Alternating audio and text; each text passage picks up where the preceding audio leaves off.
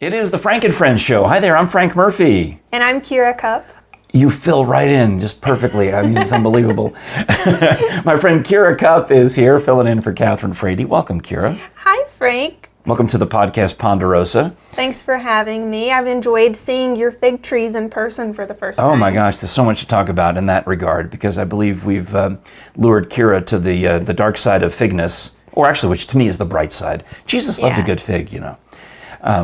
It's in the Bible. He cursed the barren fig tree and it just died on the spot. That's true. So anyway, we would appreciate you guys watching, liking, sharing, and subscribing, telling your friends about us, whether you find us on YouTube, and of course click that subscribe button, and if you'd like to, ring the bell for notifications. Smash that button, as Kathryn would say.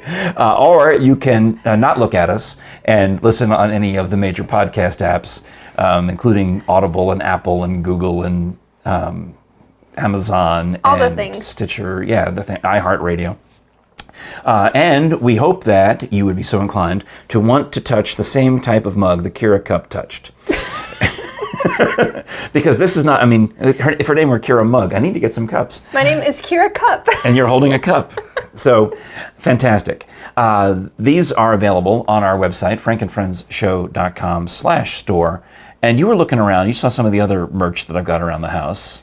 I did. You've got this super cool little canvas thing. You've got a beach towel. You've got, is that a hoodie? That's a hoodie over there. Hoodie? It's Jerry's hoodie over there. You have a corpse of a turtle. Well, you don't buy that. You know, here's a fun fact, because I'm a Mr. Annoying fun fact. Corpse refers to a human dead body. Carcass refers to a dead animal. So is that like in Alice in Wonderland when they say a carcass race? Does that have to do with the dead animals? I guess it does. It has to. It must. Yeah, so like when I work with Dr. Bass, he's talking about corpses. But if you're a taxidermist or some other thing, you would deal with carcasses. That's a distinction to know whether we're talking about a person's body or an animal's body. I did not know that. I know, that's why it's a fun fact. So, Kira, I saw your Instagram story yesterday, and it was so exciting because you said you were on the way over to make an episode, and I really am quite convinced that you're correct. The last time we saw each other was July of 2020. And it's 2022 now. That's weird to think about. You're so old. I know. I'll be a whole quarter in July. A whole quarter, Well, Frank. congratulations. I know you're young, but I mean, that's pretty amazing. Feels weird. Well, so 2 years almost have gone by. And I have to tell you quickly that when we last saw each other, we were in the studio and we did a show, and this is over in Pigeon Forge. And we had been doing that for about a year, maybe a little more. Yeah, I think so. So we had a fun time going. And Artie Rocket, my grandson Artie Rocket, had come to visit Pigeon Forge. And he loved going to the TV studio, as you know. Oh yeah, I love Artie. He's a sweetheart. He always had something fun to say. So the circumstances arise that my mother took ill and died. So we had to go to Northern Virginia. So Artie's vacation is cut short, and we have to zoom up there, and we get to be with my mom and for her last week, and then she passes, and then we have the funeral and all the things.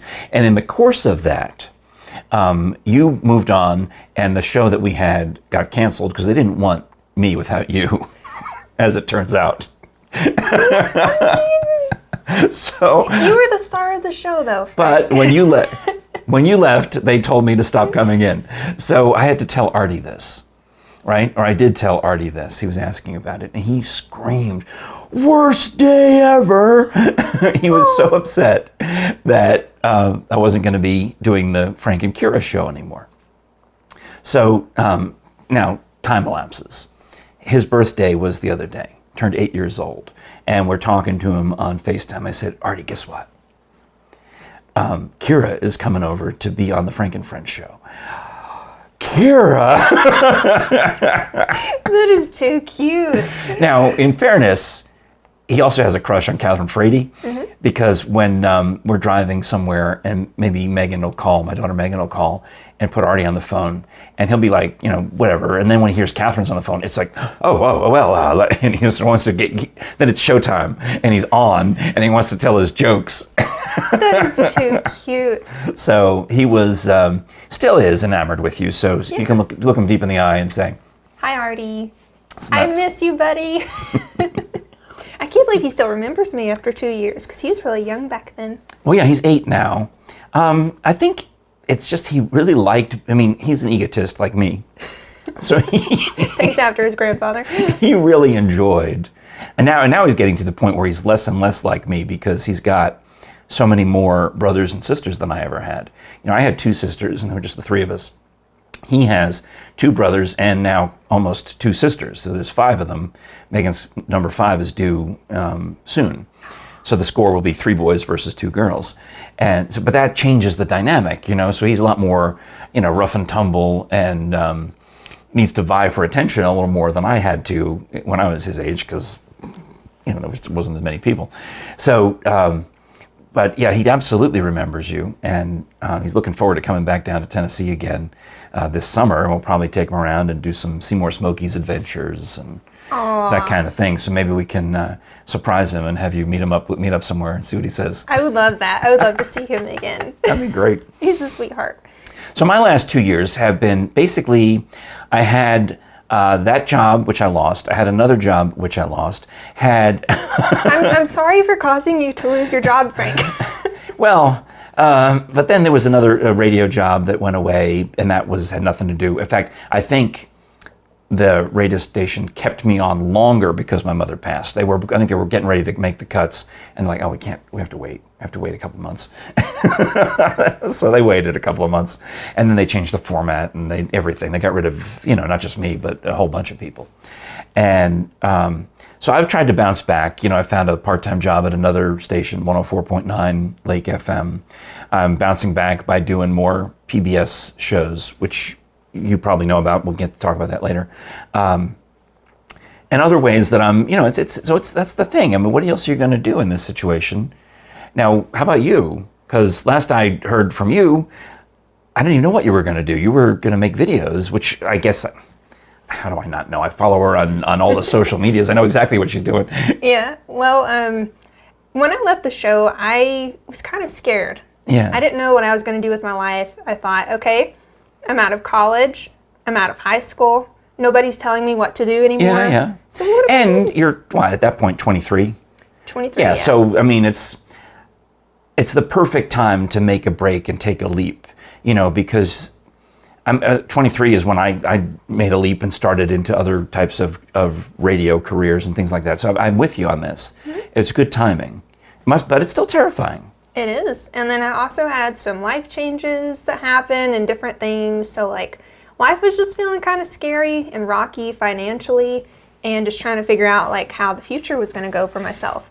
But then I took a photo of my sister's dog, Bronx, on a couch. My mother was from the Bronx. Really? Yeah. Bronx looks like he could be from the Bronx. He's very muscular. I've never seen a dog more muscular. It's so weird that I have another friend who's a photographer and her dog is named Bronx also. Really? That's just a weird coincidence. That is a weird coincidence. I know.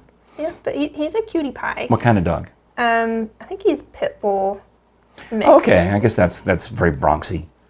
Yeah. It is, yeah. All right. So you took a picture of Bronx. Yes.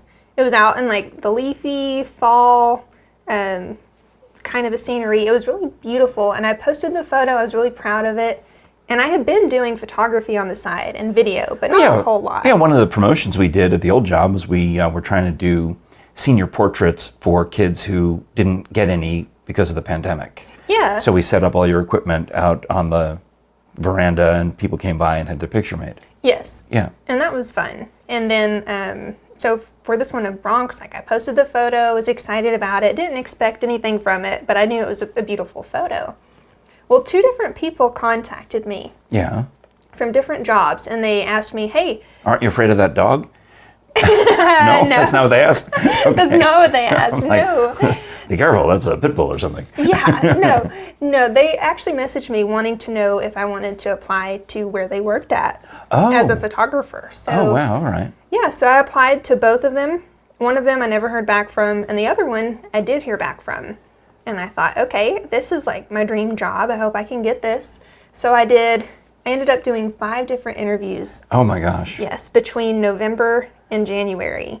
And I also did some work for them and stuff so they could see my work, how I work with their products and everything. Yeah. And I was like, okay. So you're really far down the path. You think you've got this. I was like, I definitely have this. Now I just need to start waking up earlier and get used to that routine. So then I ended up getting an email saying that they had some budget cuts due to inflation and they weren't able to offer me that position anymore. At least they told you. Yeah. Because a lot of places just ghost you. That's true. Yeah. Yeah, that's why I quit acting, because I used to get ghosted a lot. Oh, really? Yes. So, Because you get what? So they think you audition or they ask you for your headshot and then you never hear from them again. yeah, like you'd have to drop what you were doing. I even flew back from New York on a vacation one time just to do an audition for something, and I never heard back from them after. But you were on Hulu. For a second. Explain that. So there's a crime show on Hulu, and my sister and I signed up to be extras on it. Yeah. And I even had like a speaking part and everything. Then I go there. The director was really hateful. Was it originally on Hulu or did they just run the reruns on Hulu? It was reruns on Hulu. All right, so it was like one of those murder reenactment shows? Yes. That's one thing that my friends outside of Knoxville can't grasp is how so many of those murder reenactment shows like Snapped and Killer Couples and Lieutenant somebody, Denda, Renda, all these shows are filmed in East Tennessee. And when you're in the community, meaning that, you know, I'm in an improv troupe and I'm occasionally in some of those little film festival movies, and all the folks we know are the dead bodies and are the talking heads Are the dead bodies. and are the witnesses. You're not wrong. Like, that's what, I wasn't a dead body. No, but if you had done enough of the shows, you eventually would be. I would have, yeah. Because they put out they have a casting page where they put up pictures of the people, the dead people, and usually the criminals and the victims, and they want actors who physically resemble them. Yep. You don't even have to have experience. They let anybody do it. So, well, if you have the physical look, you know, and also you know how to submit, so that means you probably have some knowledge of how to submit. But they put this picture up of a guy who, let's say a guy who roughly looks like me with the black bar across the eyes, and you think, well, that unfortunately looks like me. I should send that my picture. I did one time. You did? Because there was a guy, I really thought he looked like me. In fact, a couple of Facebook friends had sent me the posting. That's how much this dead guy, or whoever it was, maybe he was the murdering husband, I don't know who he was. That's how much he resembled me. And it was a little reality check on my part. I'm like, I'm not that oh, yeah. You are not. Well, as the guy in the picture I was. So you found your twin. But I didn't get it. They found somebody else. So not anybody can just do it, but you were in it, and you've given that up now because, I mean, what does it pay? Sometimes $25, sometimes $75 a day. Mostly nothing a day. Well, Jupiter, that one company. Yeah, they've changed their name twice. Yeah. They'll pay you, but a lot of the stuff I've done over the years was completely free. I actually had to buy stuff just to be in it, like certain outfits, different things that they needed. So it was like losing money for something that I felt like I was constantly having to prove myself for. Like I was never good enough for anybody. You're talking about like the film festival circuit? Yes. Okay, I know what you mean because I did a film festival film last year. And I was just really basically me. I was a news anchor, but they wanted a sports anchor, but they wanted it really, you know, corny and yucky. And, oh, would you look at that? Oh, no, what a low blow. And that kind of exaggerated bit. But yeah, I had to wear my own clothes, do my own makeup, and show up to play in effect myself. But then I got to go to the movie theater and see me in a 7-minute film. I loved it. Yeah. But it didn't, I was in it for, you know, I maybe spent an hour filming it. Right. I had such a small part. Yeah, like, I mean, it is fun to see yourself on the big screen because... But those things, you're totally free. It's all volunteer. Right. Like, there's no benefits. Sometimes they have food there for you, but Yeah. as a vegan... Don't count on... Not always. Would you like a vegetable? I can probably go rustle something up. Remember that episode we did with the vegetables where we had to eat random vegetables? Yes. That was all you're doing, wasn't it? It was. So we did this show where they gave us, that's probably, they gave us a lot of creative freedom on this show. Yeah. And then they got mad at us because we had so much creative freedom. We had a little too much freedom. They're like, you're not talking about the clients enough. I'm like, what? Who are the clients? So we were doing this show, and one day we didn't have any guests or anything, so Kira brought in a bunch of vegetables and dared me to just bite them, right? Stem first. Yeah, it was a hot pepper maybe, or a onion, a tomato, just things that you wouldn't normally eat like an apple, and that was the game. Mm-hmm. I shocked you by actually doing it. Yeah, So I think we had some people commenting because it was a live show. Yeah. And someone said, I dare Frank to eat the jalapeno stem first. And that's what it was, because you guys didn't realize that I was accustomed to eating jalapenos. No. Because it doesn't normally come up in conversation. You guys didn't know that when I go to Waffle House and I get the Fiesta omelet, that thing will burn your mouth. They put some hot jalapenos in there.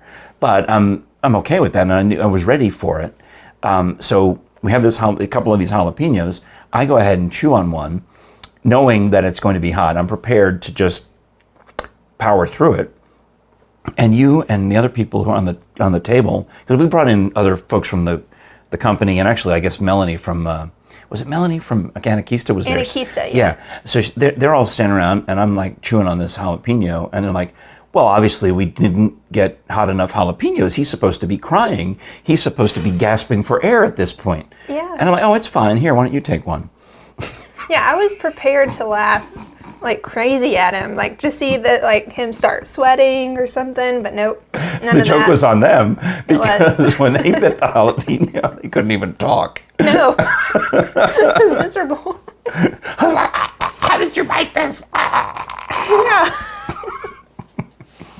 So, all right, so we need to talk about you bouncing back. You didn't get that job, and I want to hear more, because one of the ways you've bounced back, and we're going to have this episode, is actually sponsored by Kira's company. You have your own LLC, you're a businesswoman, and it's called Nothing Rhymes with Orange. So let's hear about it. Okay, so I have been running Nothing Rhymes with Orange just on the side for a couple of years. This is your photography or videography business, or both? Yes, both. So Okay. I do photos of families, portraits, seniors. Dogs named Bronx. Dogs named Bronx. I even do corporate type stuff for lawyers, I just did something for a winery. Headshots or? Headshots, commercials. What was the promotional winery videos. shoot?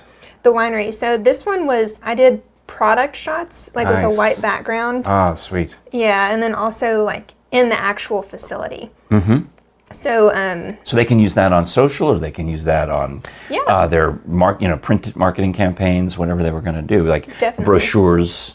and the website. Websites are a big thing that people Oh want. yeah. So if you need photos for your website, contact Kira and have her be your photographer. Yes, and my big thing is making people look and feel good. So when somebody has their photos done, it can be a very vulnerable moment, because a lot of people have little insecurities about themselves. I have insecurities myself, so I want people to feel like they can be themselves. I want them to be open with me about what their insecurities are, and I want to help work with that. But one thing that sets you apart, and I've seen you post about this on your social, is your videography. Yeah. I know I have so many friends who are fantastic photographers, but I only know a handful of videographers, because that's a different skill set. It is. Well, it's related, but there's something extra about it. Yeah, so I went to school for video production All at right. Pellissippi, and I do a lot of wedding films. So So normally, let's say they'll hire a photographer and you as the videographer? Yes. Okay. And given the choice, which would you pick? videographer All every right. time. So number one, videography. Okay. Yes. But when I didn't get that job before, I Yeah. thought, what am I going to do now? Because I don't doing this on the side isn't bringing in enough to pay my bills. Like, what's going to happen? But it's like almost exactly after I found out that I wasn't going to get that job. That dream job as a videographer, right? Yeah, photographer for that one. All right. But I found out I wasn't going to get it. So I started getting an actual flood of emails every single day for Must have been February. That's when it floods in Pigeon Forge. It actually was in February. And I meant that as a joke. well, it happened. All right. But I ended up booking 14 weddings in just 3 weeks. Wow. So how do we contact Nothing Rhymes with Orange, LLC? Yeah, so you can go to my website. It's nothingrhymeswithorange.net. And then you can look at my portfolio for video and photo. And then you can also go to the contact section and send an email over to me. That's the best way. All right, great. All right, well, so this episode brought to you by Nothing Rhymes with Orange.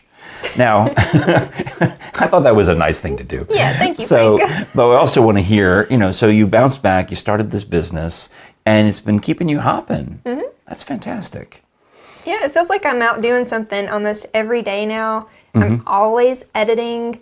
It's just such a blessing because I never thought I'd get to have this. Well, you said you were thinking when you got you didn't get the job, but you were getting ready to maybe get that quote unquote dream job, which turned out to be a nightmare because you didn't get it. Yeah. You talking about getting up early and starting your day off right. You had to get into a different mindset.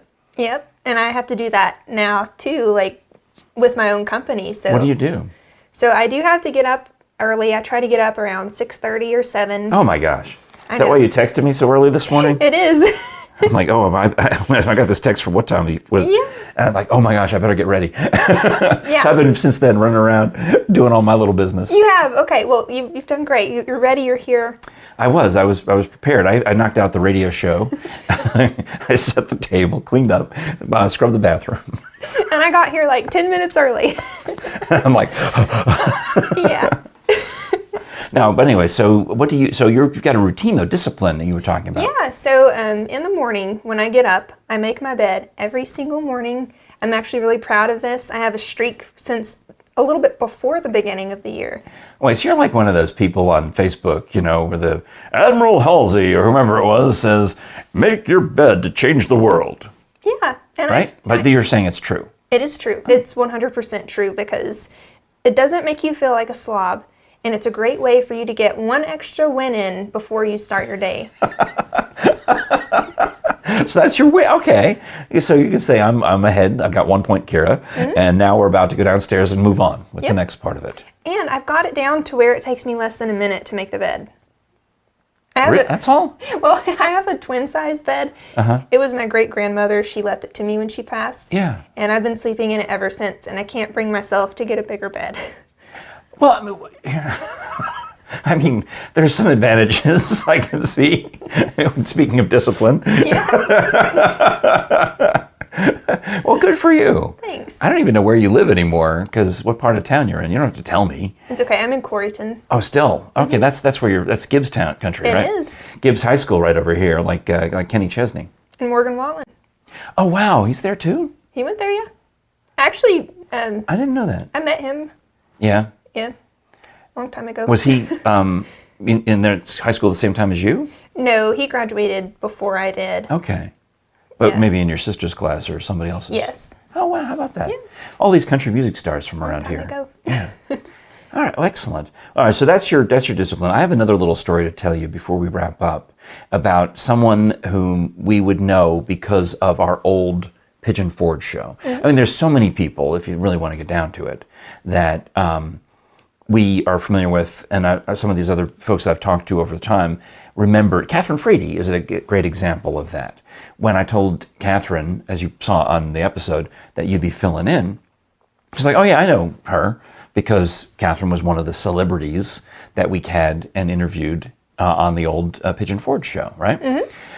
In fact, one of our most loyal viewers, Renee, who I believe goes by Katya in the comments, commented on the last video where I said that Kira's coming in And we're going to also, I hope to have maybe Becca James and Jessica Brackeen. And I've got a lot of shows to fill. So as many times as you can come back, you're welcome to come back. Oh, well, thanks.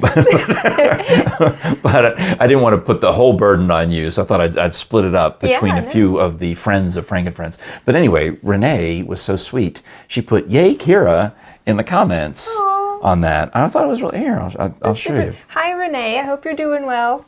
Yeah, so I think that's, because she had that in, let's see. He's looking up the comment. Well, I thought I'd try to show you. "Yay, Kira," she put. Oh, that's See? so sweet. Isn't that nice? Yeah, that made my day. Somebody remembers me. Well, it's lovely. So another person who we met over there was an author named Elise Bruce. And we had her on for an interview segment. So sometimes the way we did those, sometimes we would have the guest come and sit with us on the table, on the big table. And other times we would have one day where just it was guest after guest after guest. And I would pre-record those. I don't think you even came in on those days, did you? I did sometimes. I was usually editing the graphics and stuff. Oh, that's right. Because you worked there. Oh, yeah. I'm sorry. Yeah. But the day where I just would sit there at the table and I'd be like, "Next." Yep. And they would have me interview 5 people back to back to back to back to back. It was a lot. So that we could then show those the following week on Monday, Tuesday, Wednesday, Thursday, Friday. Right? Mm-hmm. One of those days, Elise came in and she was talking about the character that she created called Missy Barrett. And Elise is a mystery to me. I don't know much about her because on social media, she's Missy Barrett. And she's talking about, "Oh, my mom told me about this cool thing going on in Pigeon Forge." And her mom is Elise, Yeah. "Oh, my mom's going to do this fun thing and you should go do it. Oh, my mom went to this restaurant." And Elise made some mention of, "Oh, I should make a reference to Missy Barrett should come, be on your show in Pigeon Forge, or maybe you and Kira would be out filming on location or some other thing." So she had this whole idea to incorporate that into a Missy Barrett book. Really? I know. So, we're in? Well, I got bad news for you. Aw, man. It's okay. I got bad news for her. I had to contact, she followed up with me a year later and said, "Just checking, I'm a little further along with the book and I'm checking in to see, are you still working here, and here?" I'm like, "No, yes, no." Partially. I had to say, I'm off this station. I'm not doing the Pigeon Forge show. I'm trying to start up a new thing, my own podcast, and blah, blah, blah. And I've got this. So I just sent her my updated bio, and didn't think about it again until just a couple of weeks ago. She sends me this PDF file and it says, "Here's your chapter." And in it, Missy Barrett goes to the island in Pigeon Forge, or has been to the island and has seen Frank Murphy of the Frank and Friends show, who also has a interview show on PBS called Up Close with Frank Murphy. How original. Well, the show was already called Up Close. Let me get back to that in a minute. But anyway, so Missy writes all this into the chapter. And I'm just overwhelmed. I'm excited about it. That is so cool, Frank. So she says, if you wanted, you could come over to the library in Pigeon Forge or Sevierville. I have to look up and see which one I'm going to, and read your chapter out loud at the book launch. What? So I said, of course I'll do that. So on Thursday, the 28th of April 28th, at the King Family Library, which I think is the main one in Sevierville, part of the Missy Barrett stamp and sticker search after a 2-year absence due to the lockdown and everything. This event is back. So there's a game you play during May where you go around and get stickers and stamps at different businesses. That's cool. In Pigeon Forge, and it encourages kids to read, and it's a fun book.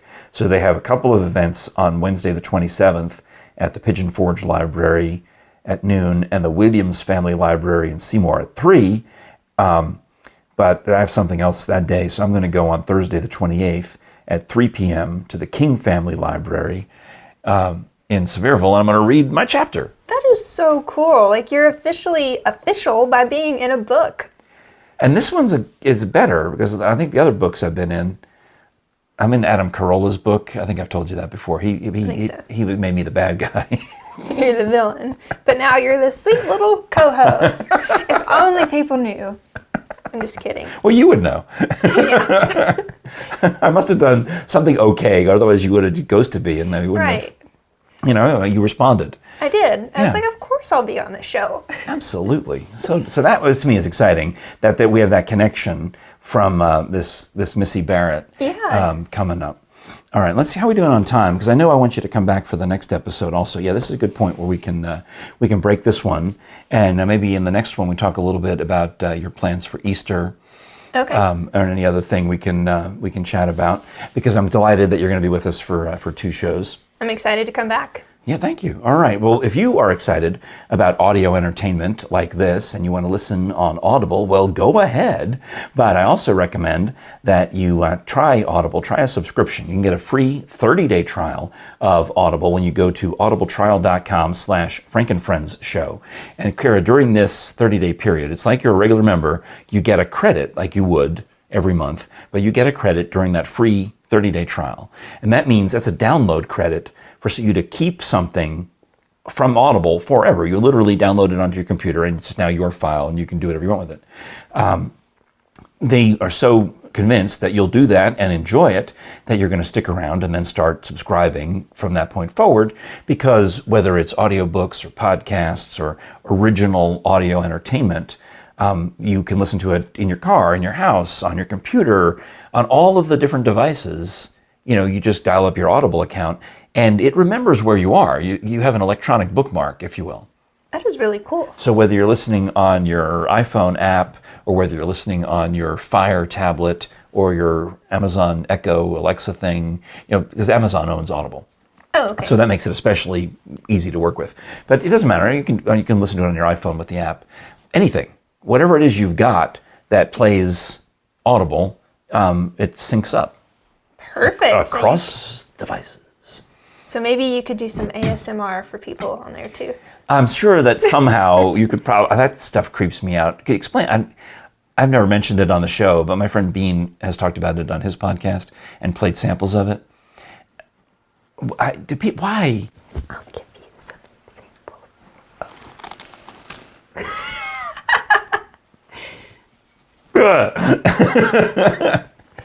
Does it make you cringe too much? It makes me cringe. You know what, Kira? It makes me cringe like the guy who used to email us on our old show and ask to see pictures of your feet. That also creeped me out. It creeped me out too. And it still happens sometimes. Because I'm like, why? Why do you want to hear her talk like that? Why do you... People are weird. Yes, they are. They're right. Well, an absolute delight. Get our merch when you go to FrankenFriendsShow.com/store and check out the mugs, check out the pint glasses. It's t-shirt weather. We have bucket hats. Ooh, that'd be nice for the beach. I think you need a bucket hat. I think so. I need to get my roots done, and that'd be great to hide them. I don't know anybody who wears bucket hats, but I'm told that they're in this year. I've seen them a lot. Okay, well then we need to get you a Frank and Friends bucket hat so you can probably parade around on that. Most of all, though, we want you to subscribe on YouTube, because your subscriptions are money eventually, not yet, but once we get to 1,000, that's a benchmark. We're getting closer. I think we're at like 626, maybe a little higher. 666? No, we're not there yet. We need to blow right past that one. So we need to push on well past that one and get us up into the, thousands, because then, YouTube starts sending us pennies just because you're watching. And you can do that by sharing the link with your friends. And when you're watching through Facebook, go ahead and exit Facebook, go to Open App, go to YouTube, log into YouTube and subscribe, because that would really super duper help us, whether you're listening to the audio version and subscribe, or especially YouTube. Thank you so much for that. Kira, cheers to you. Cheers. Thank you, We'll Frank. see you next time on the Frank and Friends Show. I'm Frank Murphy. And I'm Kira Cupp. Thanks for watching and or listening and or subscribing. We'll talk to you next time.